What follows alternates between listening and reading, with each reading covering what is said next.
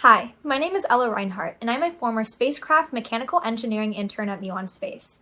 The biggest question I get asked when people find out I've worked with satellites is, if gravity makes things fall, why don't satellites just crash down to Earth? Here's the surprising answer. Satellites are actually falling towards Earth all the time. They just keep missing it. Wait, what?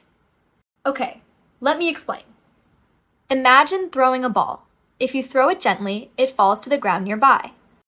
Throw it harder and it travels farther before hitting the ground.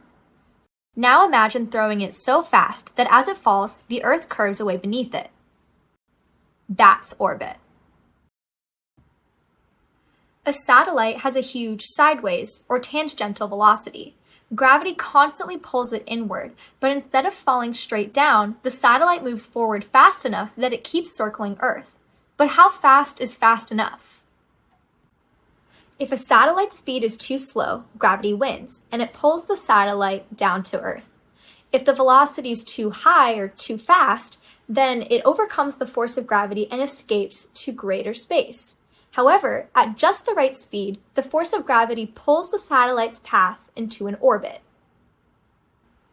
The circular orbital velocity is equal to the square root of the gravitational constant times the mass of the Earth divided by the radius from the satellite to Earth's center.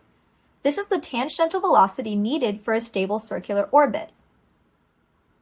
The equation for the escape velocity is higher.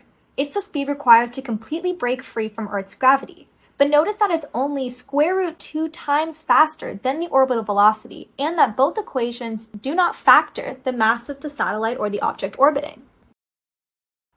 At orbital speeds less than the escape velocity, gravity provides the inward pull necessary for circular motion.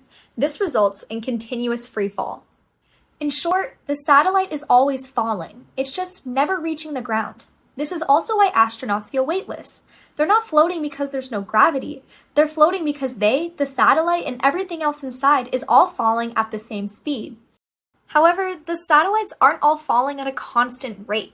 Even at hundreds of kilometers above Earth, there's a tiny amount of atmosphere creating drag.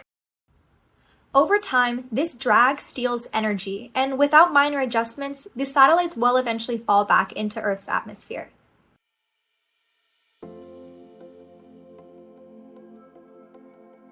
Thanks for watching. And remember, orbitals aren't magic, it's just physics.